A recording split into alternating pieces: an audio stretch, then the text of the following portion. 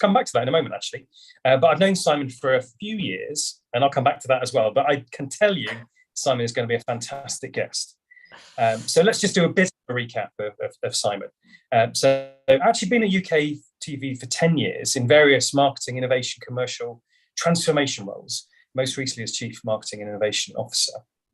But he has got high pedigree in marketing, I can tell you. So started with 6 years at P&G, which is probably the blue ribbon of marketing graduate careers, both in the UK and Switzerland.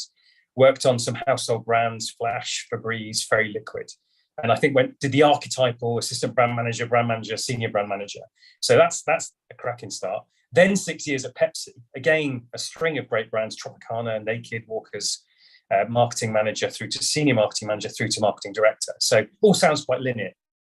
I suspect there's more to it than where we come back to it. Spent a bit of time at Kantar in the USA, Russia and Europe, so also very international. And now does many cool things, including non-exec at ISBA and various NED roles. But actually, we're very fortunate to be talking to Simon at a pivot moment. So Simon, you'll tell us as much as you can, but happen to know that you're about to be moving very soon. So we'll hear more about that. But just before we get started, Simon is yet another guest we've had on of the Marketing Academy Fellowship. And Simon and I were on the same course in 2014. I would say it was a great year. We had Sarah Warby, Craig Ingalls, who were also that year, have been on the show in previous episodes. And there's just one moment which I did remind Simon of a few months ago, which was at the very beginning of this course. There's the great and the good there. It's in one way intimidating. And he opened up with a huge amount of vulnerability early on in the process when we were all doing a bit of sharing of ourselves. And that really set the tone for the whole year and everything that has followed for that cohort. So Simon is a very insightful, focused, but calm and incredibly easy person to talk to. And so I'm going to be fascinated to get another layer of Simon's journey through life and career. So Simon, you are most welcome on the show. Thank you very much for having me. I'm going to quit whilst I'm ahead. I'm going to take that accolade, and bottle that. That was great. Thank you, Mark. How awesome. Well, Simon, honestly, it's been ages since we've been planning this session. So I'm really glad it's finally here on a wonderful sunny afternoon here in London anyways. But Simon, let me kick us off and ask you how you've been doing. I mean, how's the last couple of weeks, couple of months been for you? I've been good. It's been an unusual last couple of months because, as Mark said, I'm about to move on. So it's been weird in the sense that I've remained highly engaged at UK TV, and it's been a phenomenal time for the business in terms of results and in terms of, the marketing agenda. But strange at the same time, bringing, a whole chapter of my life, a whole decade to a close and kind of preparing to move on in just a couple of weeks' time. So, but good. I wouldn't change it for the world. Awesome. Yeah, and so a pivot moment, 10 years, setting off for new shores. Tell us a bit more about what and why and how and when. So and I can. It's all in the public domain, so I can be fully transparent. Literally setting off for new shores in the sense that I'm going into the travel industry. So I've built my career really on these slightly strange handbrake turns, often hidden inside of organizations as well. I've made these kind of great leaps. It's part of what drives me, which I'm sure we'll come to. But was really hungry for a new challenge. The travel industry was that. I knew that TV was going to be hard to beat. Having gone from kind of crisps and orange juice into television, it's a lot more fun getting out of bed in the morning to talk about television. So I knew it was going to be hard to beat, but I think travel ranks up there with one of those industries that is really emotive, both for the people who work in it and also for the customers. So looking forward to that, taking on a larger role as Chief Customer Officer at an organization called Riviera Travel. So it's adding strings to my bow in that respect, still retaining all of Marcoms, but looking after direct sales and customer service and research and insight. So that's great. And I guess the final string to the bow, the thing that attracted me was it's a private equity backed business, which was not attractive from the financial side. I know lots of people chase private equity but it was just again, it was a case of going, right, I've not experienced private equity, and I'm a big believer in enriching your own gene pool. So I thought, okay, that's another thing that I just don't know about. It's a big black box, and if I can go into that and learn that world, that will be exciting, and hopefully set me up, for something else on the other side of it. So that's what I'm off to do in just a couple of weeks' time. August the 1st, that will be my new life. How amazing. I mean, look, it's fascinating. I'm used the term handbrake turns. I found that really cool. And I love you to elaborate a little bit on what that actually means. But more so than that, some would call you pretty brave to be going into the travel industry at this moment in time as well. So, there definitely must be a sense of adventure within you as well to make these constant handbrake turns in your career. Yeah. For a long time, I didn't really pay much attention to which direction my career was going in. I kind of, if you'd asked me at the time, I would have said I was a bit like a sailboat, on a pond, just going wherever the wind blew me. But clearly other people could see things in me that it took me a while to kind of recognize. And I think I had my eureka moment where a coach who I work with very closely, she once said to me, she said, your problem? And I said, no, go on, what's that? And she said, well, you think of yourself as a marketeer who happens to be a good change agent. And she said, actually, you're a change agent who happens to be a good marketeer.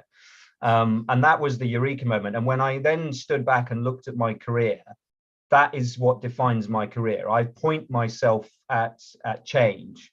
Martin Glenn, who used to be the president of PepsiCo, CEO of the FA, he was president of PepsiCo UK when I was there. He once said to me, there are two types of people, those that run towards gunfire and those that run away from it. And you're one of the people who runs towards it. And I think that's true. I am not the steady as she goes guy. It doesn't get me out of bed in the morning. And in fact, I know that it brings the worst out in me, and I will just get bored and lazy and won't do my best work. So I go in search of challenges, putting myself out of my comfort zone, learning new things, adding strings to my bow. In some respects, I feel like my life is about trying to discover my breaking points and my limitations. Haven't found it yet in my career, thankfully, and it's going to be painful if and when I do. But it's all about pointing myself at the new, the different, often the thing that other people are running away from. And so in this case, it's travel, which lots of people are going, are you mad, and running away from. But I look at it and go, look, that's exciting, right? If you've got travel businesses that are still standing after the last 2 or 3 years, then fingers crossed, you're arguably through the worst of it. And now it's about the exciting recovery. So that's what I'm looking forward to. Love it. So Simon, you've got transformation in your blood and bones, I think. And actually in the conversations we've had, the most interesting ones have been about quite distant to marketing, in fact. So I suppose you've found a haven for that in marketing. But the obvious question is what drives that restlessness and willingness to crash yourself against the rocks for something that might be. I think I'm a relatively restless personality anyway, for better or for worse. My wife will testify that I often drive her mad. I'm not famous for kind of sitting quietly beside a pool, during holidays. I'd be much more comfortable kind of being out and about doing stuff usually. And I think that kind of spills over into my career. I think it's I've just always been quite curious. And I'm one of these personalities who someone once described it to me as kind of snorkeling rather than scuba diving. I like to skim across the surface of lots of things. I'm all constantly into this, into that, and I'm not massive. You find people who are fans of one thing and they can recite every little bit of knowledge about it. I'm not that person, even though I have my passions probably only run so deep. And I think my career looks like that as well. I love marketing. I absolutely love marketing. I love the kind of behavioral science, side of marketing. I love knowing that, I feel it's where, I would say this, but I feel it's where the power of the business is, in terms of influencing people to do something differently. That's fundamentally how all of our businesses make money, right? I love that, but I have never been able to think about my job in that siloed way. I've always thought holistically about the whole business machine and how everything interconnects. And I've always relished the opportunity to kind of touch different parts of the business and influence different parts. And I think my career is almost like it's almost like a jigsaw puzzle or some kind of Lego kit where I'm collecting different bits that are slowly piecing together, to make me a whole, whatever that end whole, kind of looks like. Simon, it's interesting because to the outsider, it kind of feels like there's sort of two phases in your career at the moment, or the two areas in some senses. In one hand, you've been able to carve out a very traditionalist marketing route, right? P&G, PepsiCo, very traditionalist. And then on the other, you made these kind of real twists, turns, and pivots as you're kind of doing now. So how do you reconcile that sort of the before and now sort of after, in the context of how you see the world and how you see your career shaping up? Do you know, I think what it was, Richie, is I got braver, I think, and less risk averse. But I think what, from the outside in, what looks like a traditional career was perhaps less traditional in reality. In my P&G and PepsiCo days, the jobs that everyone was chasing were the big brands. Everyone wanted to be at P&G. Everyone wanted to be the brand manager or the marketing director on Ariel. Everyone wanted to go for the biggest categories with the biggest budgets. The sexiest brands in the business. My career, I was pointing myself at things like, at the time, what Procter & Gamble called customer co-marketing that they were pioneering, which we now all recognize as shopper marketing or customer marketing. I did that for 2.5 years. I pointed myself at innovation roles. When I found myself in kind of dead man's shoes, waiting for incumbents to move out of my next assignment, I kind of crafted roles for myself and sold them, to senior management, and went off. I was in Geneva for 4 months troubleshooting upstream MPD initiatives because I could see that they needed some help, and I just kind of put myself forward. It on the outside it looks like quite a linear path, and I guess it was in terms of titles, assistant brand manager, senior brand manager, so on and so forth. But actually, what I was doing to get there was often quite unconventional, and I feel like for me it was about learning. It was about going into that unknown space, that uncharted territory, and finding out more, about the way the machine worked, more about what I was capable of, more about how, other things clicked together to influence the business. And every time I've stepped out of one of those roles, much richer for it. I think the real pivot was when I left PepsiCo. And I think I remember distinctly standing at a crossroads going, the easiest thing in the world now would be to go and get another FMCG job.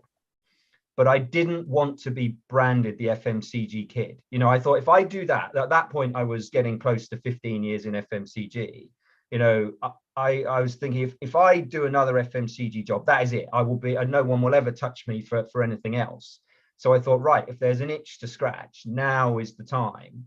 And I think that leap was what ultimately, and it worked, was then what made me go, oh, okay, there is life outside of huge multinationals. There is life outside of FMCG. And actually, it's really exciting, and in many ways more rewarding.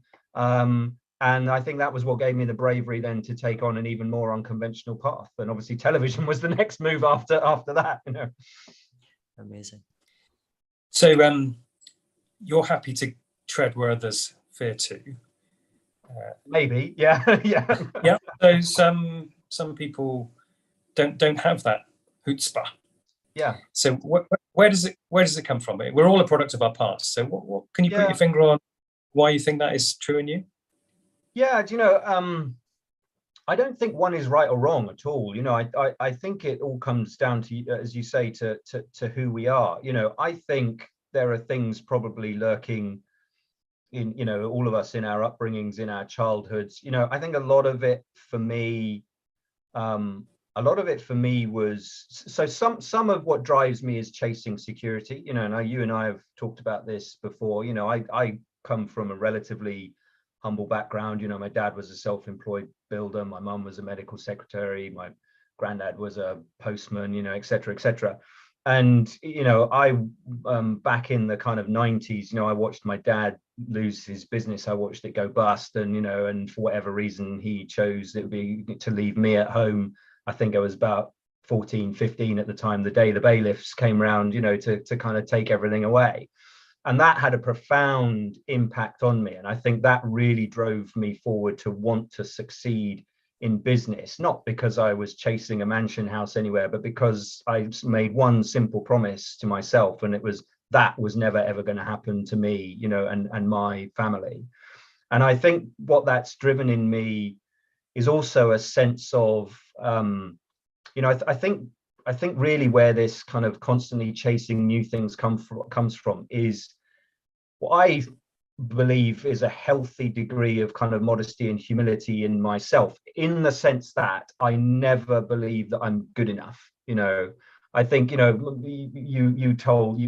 mentioned some of the others that were in our cohort on the, Marketing Academy Fellowship. And I all remember we all walked through the door on day one and we all did exactly the same thing. We all went, no idea how I got on this, And I was thinking, but this is ridiculous. You're Mark Evans, and you're Craig Ingalls and you're Sarah Warby, and then there's little old me. But it didn't matter who we were, what our job titles were, how successful we've been in our careers. Every single one of us went, I have no idea how I got here.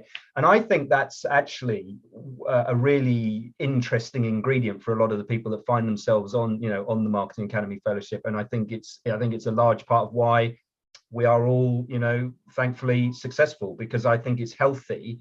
I think there's a fine balance between, kind of a corrosive degree of imposter syndrome all the way through to the spectrum, of kind of ego that then is equally corrosive. I think there's a happy middle ground of having some humility, some modesty that drives you in the sense that you always believe that you can do better. You always believe that there's more to learn.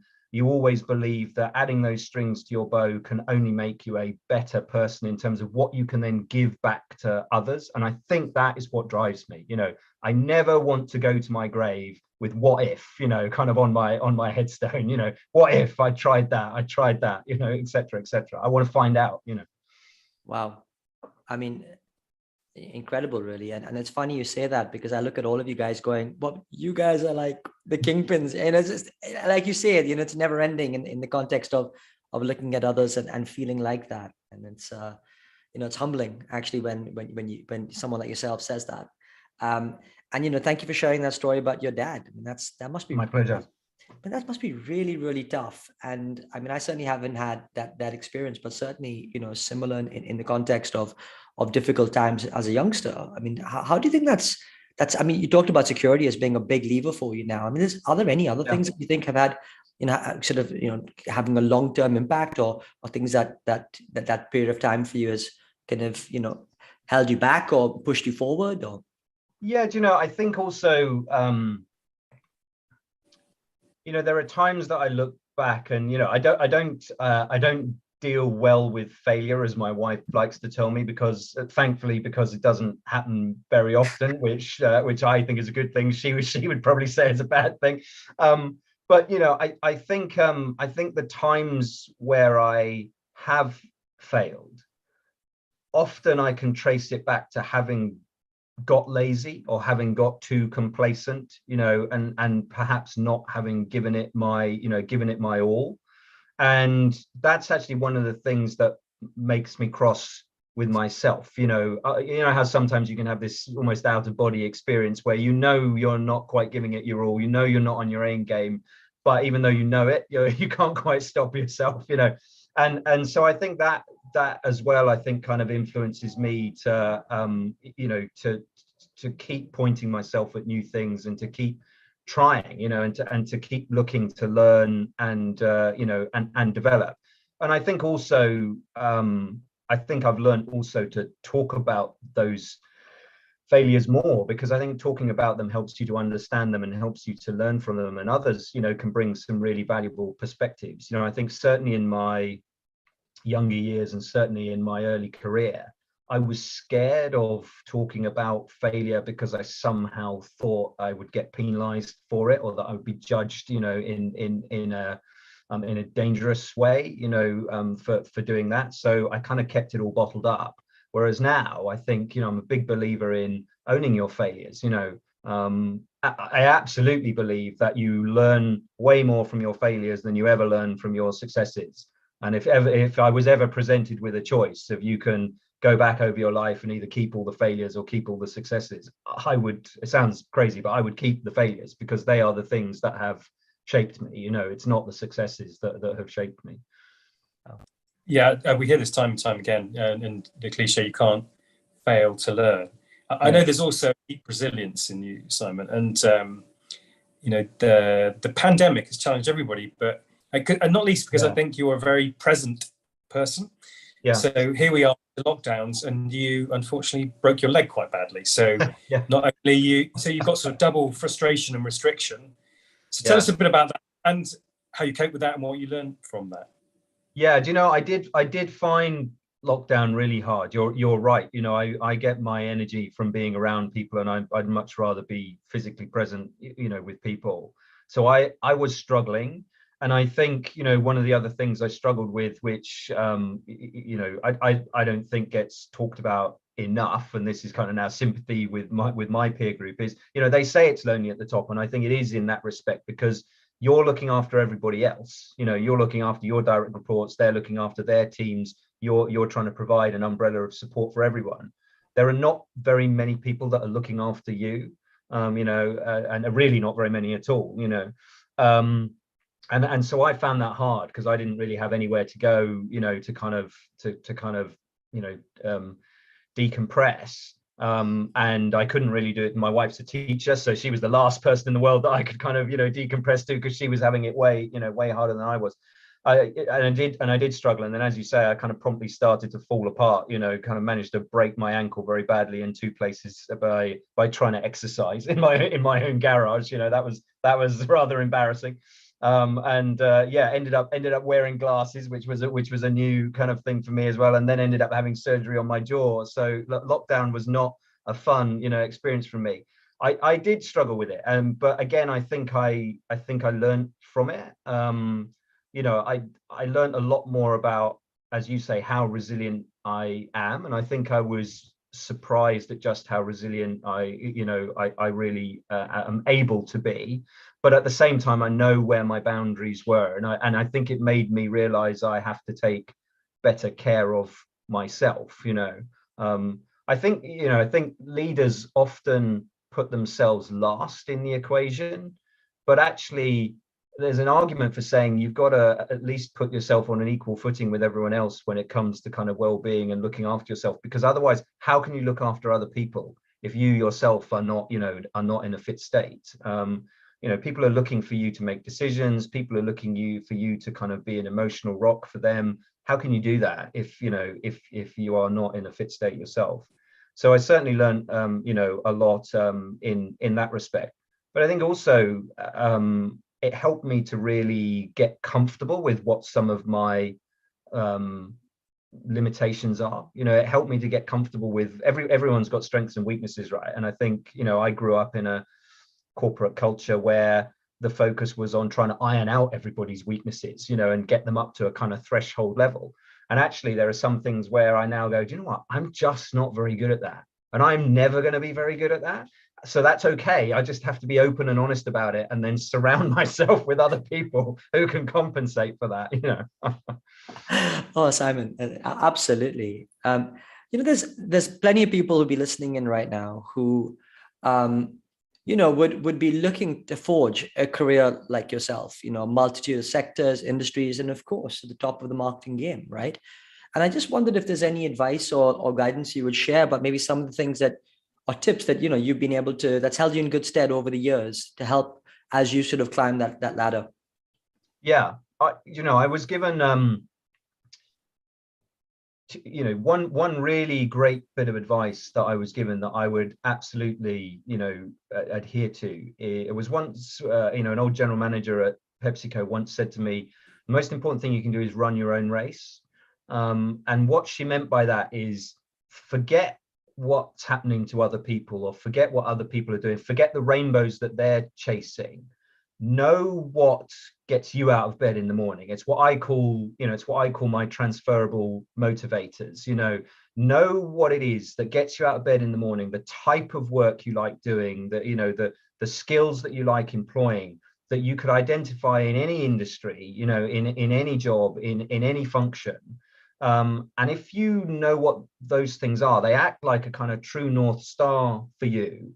And then run your own race, you know, forget everyone else, because we all get caught up, you know, the little ego in the back of our heads. We all get caught up with, well, why was so-and-so promoted, you know, ahead of me, or how come they're earning more than me, or why has that person, you know, been able to get that amazing job, because I used to work with them and I know that, you know, half the things they're claiming to do, they didn't actually do, you know, all that stuff. You know, we all have those voices. You go, forget it, because it is just noise, right? I've seen so many friends, so many colleagues have fallen into that bucket of be careful what you wish for. You know, they've gone chasing the superficial labels, and they've got them, and then they've been deeply unhappy, you know, for one reason or another. I think if you know what those transferable motivators are, very quickly stuff falls away. You know, I've always found it easier to know what I don't want rather than what I do want. And I think that has also been a factor in my career, because, you know, if you look at it through that lens, suddenly a much wider array of things, you know, become viable, you know, because you go, okay, they all passed through the filters, and are they all still standing? You go, yes, they are. And then you go, well, in that case, why wouldn't I become the chief commercial officer for UK TV? Or why wouldn't I become the chief transformation officer? You know, whereas if I'd looked through, you know, marketing career lens or whatever, you know, then those things probably would never have happened. You've reminded me of a quote that I share with my children quite often. Baz Luhrmann's Sunscreen. Sometimes you're behind, sometimes you're ahead. The race is long, but in the end, it's only with yourself.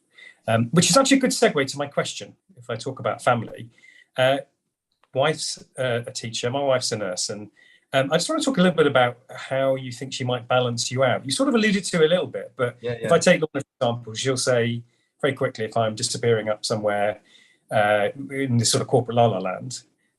Is there a balancing out thing there? There is absolutely a balancing out. Yeah. So we are literally exact opposites. So she used to work at Procter and Gamble. That's not where we met, but she used to work at Procter and Gamble. And so we've both been kind of, you know, profiled, you know, left, right, and center. And Myers-Briggs, we are exact polar opposites, which I always chuckle about. Then when you look at some of the kind of, you know, fun versions of Myers-Briggs, that she's C-3PO and I'm R2-D2. You know, if you do it on the Star Wars one, and yeah, and actually I owe her an awful lot, because she is, you know, she is like a little voice of reason. She is my conscience a lot of the time. You know, she knows me in many ways better than I know myself.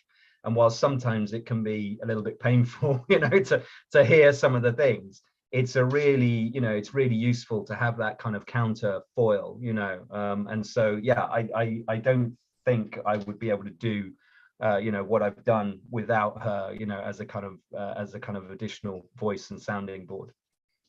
Nice moment. Nice. My dog is coming in and out of the room like a yo-yo. He's currently very unhelpfully standing just inside the door. So he probably wants a mention. He'll be happy now he's had a mention. Yeah, that's right. He's got his mention. Leave it alone now. You know? He's like, none of this behaving myself. You're not going to talk about me. Oh, brilliant. Well, talking about the themes of family, I'd love to know what are the pieces of advice that you give your kids? Do you know, I've always sometimes I reflect and I go, should I have had more words of wisdom? You know, should I have had some kind of like big mantra or whatever? But I've always kept it relatively simple, you know, and really condensed my whole kind of parenting philosophy down to two things to them. You know, I've always said to them, look, you know, you've only got one life, and the only two things that are important are being, you know, happy, healthy, and safe. You know, so that's you know, we always say to them, look, any conversation we're having with you, anything we're saying to you, even though it might be a bit unwelcome at times, it's ultimately about, you know, happy, healthy, or safe. And the only other thing I really drive home with them is, look, treat others the way that you would want to be treated. You know, I think at the end of the day, that's, you know, we're all on this planet together. we're all different, but we're all, special people in our, in our own way. And you don't have to agree with everyone about everything. I think actually that would be a horrible place to live if we, if we all agreed, on absolutely everything. But treat other people, the way that you would want to be treated, I think is the mantra. And then they're their own people, right? So I don't want to unduly influence them. As new parents were, when, hopefully most parents will agree with me on this, we all have this debate when you're a new parent: is it nature, is it nurture? And I think actually I feel very strongly that it's about 80-90%, kind of nature. Your kids are born with this program installed, and you can try as much as you like to influence around the edges, but that's about as far as you can get. Fundamentally, they're their own people. And so all you can do is help guide them to be the best version of themselves, I think. Yeah, indeed. We have a marginal role. People come out of the factory in a certain manner, but we all keep learning. And so, what have you still yet to learn, Simon? I think, Mark, one of those things is you don't know what you don't know, right? So that I think that's another part of the adventure for me. I've always had a loose direction that I want to travel in. I know I would love to be a CEO one day, but I know that that's not of a huge multinational publicly listed company. I think having had the beauty of having had this squiggly career path is, again, I've been able to learn where some of those parameters are for me, where the things I find motivating, the things I don't. I really love kind of mid-cap size businesses. And there is a kind of freedom that comes with privately owned businesses. So I would love to be a CEO one day. And in that respect, I know that I've definitely got, more learning to do. So, the more experience I can get of the different operational parts of a business, the more board time I can get under my belt, with things that I know don't come naturally to me. I know lots of people say that I'm very financially literate. I've always felt like that's something I have to work at. I know somebody can just look at numbers and read them like they're, words on a page, like they're a book. I understand them, but I don't feel like I'm reading them like the latest novel. So, the more I can immerse myself in things like that. And actually, I think people skills are still a big thing for me. I interact. My dog is determined to scupper this. Apologies. There you go. Right.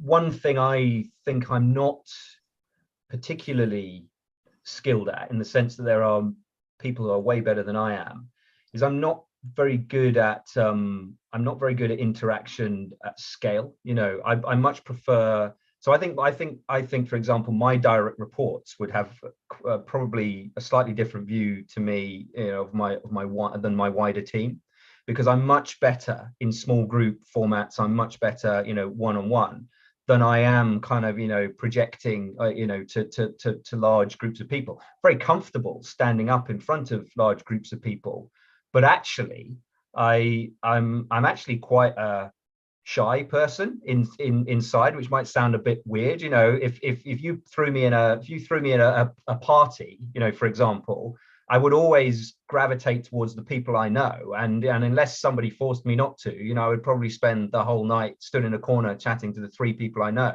even if there's another 100 people there.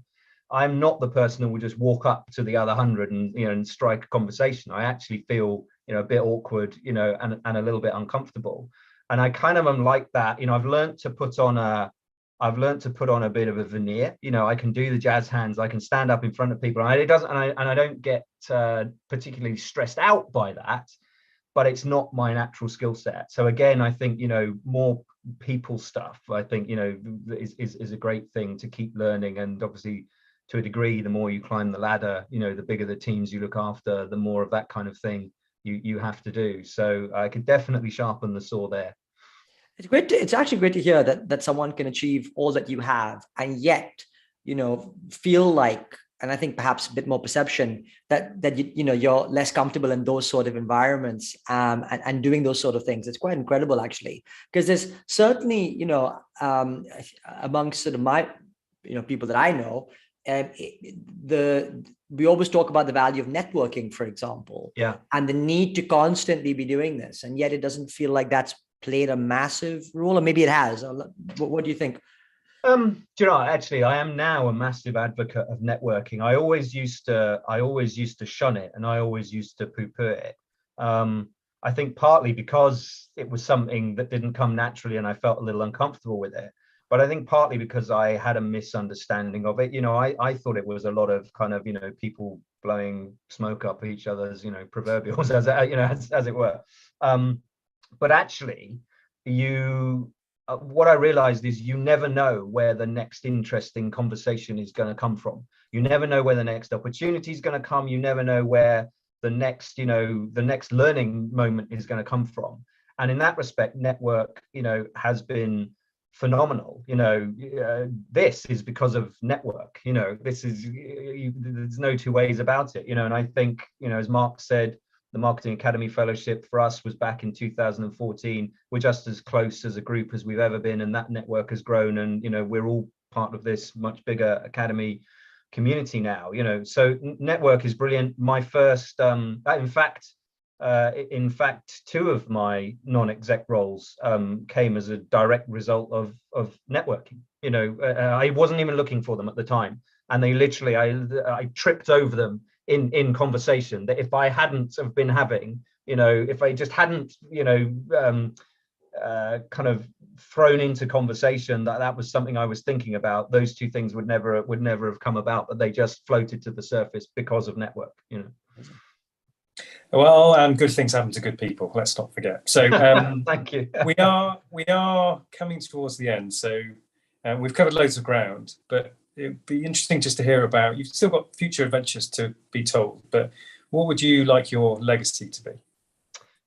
I've always said to myself that all I really want to do is leave a positive footprint, but behind me. And it doesn't have to be in a massive way. I just hope that people that I touch along the way, people that work for me, people that I coach, people that I mentor, I hope that in some small way I can help them to be the best versions of themselves, help them to do their best work, help them to realize their aspirations. And, because I think when you pop your clogs, I mean, apart from physical things that you might leave behind, all you're really leaving behind is the impact you had on people.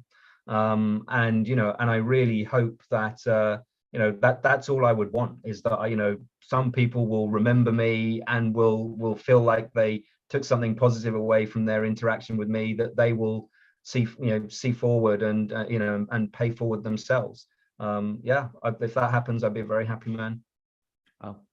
Well, Simon, clearly you've left a remarkable impact on myself and Mark, I'm sure, over the time, and many others as well. So you're well on your way, if not, but I'm sure there's lots more people that you're going to do that for. So thank you. It's absolutely brilliant to be chatting with you here. And I think now is the time for us to try and do a little bit of a summary. It's very difficult because there's so many great things that have come out of this conversation. In fact, I've clocked a few key words that I think really help to sum up just some of the things that have really sort of brought your career to the fore. So handbrake turn, what a lovely turn of phrase, right? Just an amazing thing, right? To be able to of constantly be looking at your career as a series of handbrake turns. But at the heart of that, the thought around when you said you are a change agent and you just happen to be in marketing whilst doing this. And of course, broadening out now into other areas of business as well. Go in search of the challenges. I love that. You're basically someone who's going to run into the gunfire, not away from it. What a strong sort of visual emotive sort of, visualization there. You're curious, unconventional, and it stems a lot from that sort of, a lot from your past and what's happened with you. And you talked about your story of your dad. And what I thought remarkable around failure as well, the fact that you want to own your failures and not shy away from them, which so many people do. And the advice that you gave around running your own race, no matter what, something that's really I've taken away from, and it really resonates around not trying to look at others and really try and just, be your person, be your own person. So I'll leave it at that. I'm sure I'll leave a bit of space for Mark, but just amazing to have you on. Thank you, Simon. Thank you. My pleasure. Yeah, similarly, so grateful to have you on, Simon. All the highlights for me center around the key moments of vulnerability. When you talked about your 14-year-old self, about the value of failure and your failures, about loneliness, doesn't get talked about very much, that you're still learning, that you're quite shy. I mean, you were very specific about how that manifests, and that's shared for me. Again, not often talked about, and I love the way you talked about the impact you want to have. And then just the final thought is you talked a bit about adventures. You used the word a couple of times, and how fitting that your next adventure is in travel. And I'm sure you'll be amazingly successful as you've been up to this point. Not every day or every week, but in general, very successful. And so it's been an absolute treat to have you on. So can't thank you enough. Thank you, Simon. It's been brilliant. Thank you very much for inviting me. It's been a pleasure.